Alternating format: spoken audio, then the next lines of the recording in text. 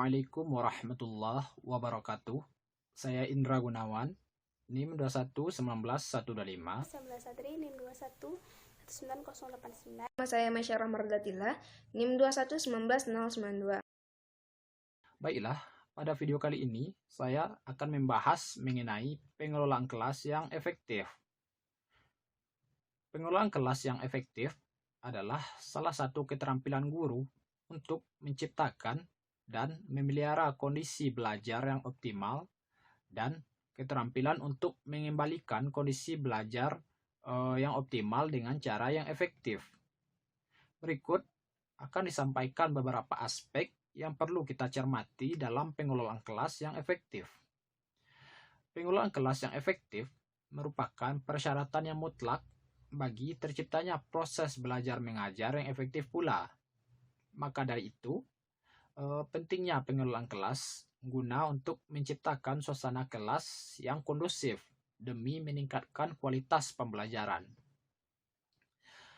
Pengelolaan kelas menjadi tugas dan tanggung jawab seorang guru dengan memberdayakan segala potensi yang ada di dalam kelas demi kelangsungan proses pembelajaran. Hal ini berarti setiap guru dituntut secara profesional mengelola kelas sehingga terciptanya suasana kelas yang kondusif guna untuk menunjang proses pembelajaran yang optimal. Menuntut kemampuan guru untuk mengetahui, memahami, memilih, dan menerapkan pendekatan yang dinilai efektif menciptakan suasana kelas yang kondusif. Yang dimaksud di sini ialah bagaimana untuk menciptakan kondisi lingkungan belajar yang kondusif, memaksimalkan sarana dan juga prasarana, menjaga keterlibatan siswa, dan lain sebagainya. Yang tujuan utamanya itu untuk memberikan layanan agar tercipta situasi kelas yang kondusif, serta terjadinya proses belajar mengajar yang efektif.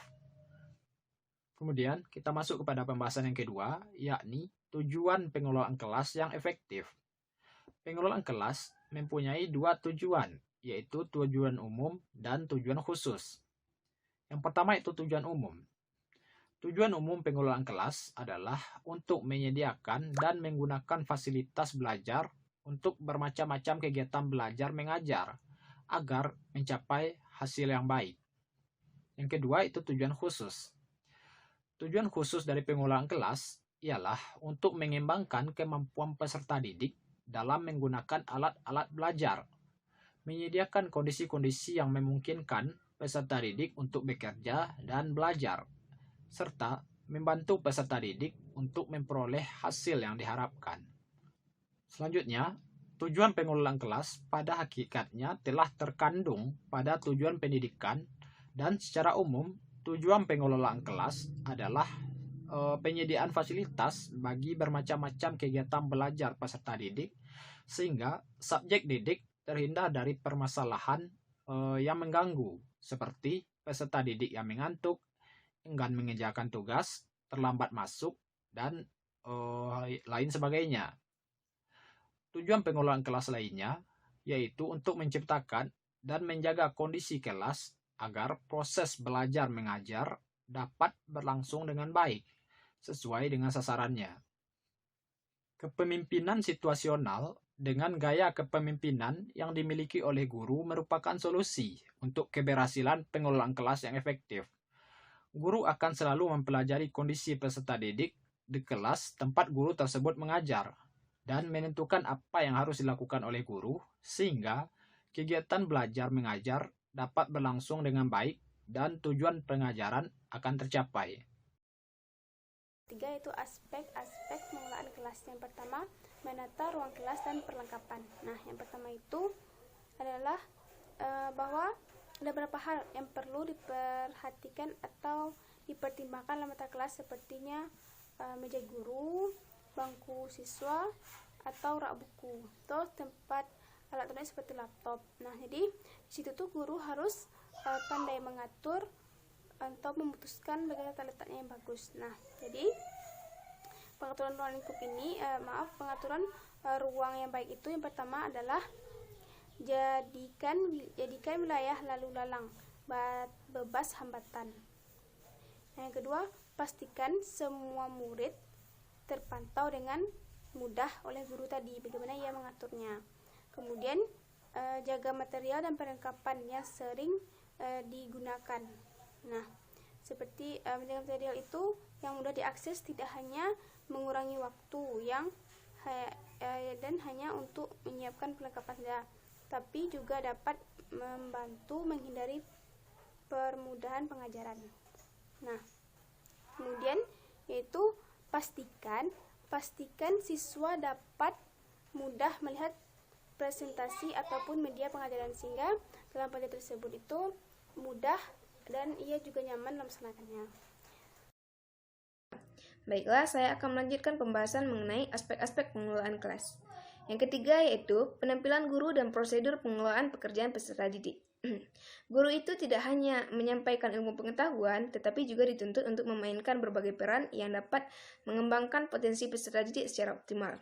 Untuk itu, persiapan menjadi seorang guru harus dipersiapkan secara matang, baik dari segi intelektual, pengajaran, dan lain sebagainya. Salah satu perhatian khusus seorang guru adalah dalam hal penampilan. Kedengarannya memang sepele dan tidak penting, namun mempunyai andil yang sangat besar. Penampilan yang dimaksud adalah bukan penampilan untuk tampil di sebuah acara, melainkan penampilan dalam mengajar peserta didik. Kemudian, yang keempat adalah pengelolaan kelas untuk anak berkebutuhan khusus. Pembelajaran untuk anak berkebutuhan khusus atau student with special needs membutuhkan suatu strategi tersendiri sesuai dengan kebutuhan masing-masing. Dalam penyusunan program pembelajaran untuk setiap bidang studi, hendaknya guru kelas sudah memiliki data pribadi setiap peserta didiknya. Data pribadi tersebut berkaitan dengan karakteristik spesifik, kemampuan dan kelemahannya, kompetensi yang dimiliki, dan tingkat perkembangannya. Karakteristik spesifik student with special needs pada umumnya berkaitan dengan tingkat perkembangan fungsional, meliputi tingkat perkembangan sensorik motorik, kognitif, kemampuan berbahasa, keterampilan diri, konsep diri, kemampuan berinteraksi sosial, serta kreativitasnya. Yang kelima adalah pendekatan dalam pengajaran. Untuk dapat menyelesaikan masalah pengelolaan kelas yang efektif, maka guru harus mampu mengidentifikasikan masalah yang bersifat individu dan kelompok, serta memahami berbagai pendekatan untuk menyelesaikan suatu permasalahan dan memilih pendekatan yang paling tepat untuk menyelesaikan masalah tersebut. Berbagai pendekatan tersebut seperti pendekatan kekuasaan, ancaman, kebebasan, resep, pengajaran, perubahan tingkah laku, dan lain sebagainya. Yang keenam adalah keterampilan komunikasi untuk mengajar. Di setiap kegiatan belajar mengajar pasti terdapat kendala yang dihadapi oleh guru. Salah satunya adalah perilaku siswa yang menghambat proses pembelajaran. Pendekatan efektif yang dapat digunakan untuk menangani para siswa yang perilakunya menyimpang yaitu dengan menggunakan keterampilan komunikasi. Guru dapat menyadari bahwa siswa dapat berlaku buruk itu karena faktor dari dalam dan faktor dari luar. Untuk itu, para guru harus diharapkan dapat membantu siswanya dengan menjadi pendengar yang baik dan memahami masalah dan perasaan siswanya. Yang terakhir adalah mempertahankan perilaku siswa yang sesuai. Mengelola kelas merupakan keterampilan guru untuk menciptakan iklim pembelajaran yang kondusif dan mengendalikannya jika terjadi gangguan dalam pembelajaran. Guru harus selalu mendorong siswa untuk melaksanakan disiplin diri sendiri. Hal ini akan lebih berhasil jika guru sendiri yang akan menjadi contohnya. Sekian penjelasan dari saya. Assalamualaikum warahmatullahi wabarakatuh.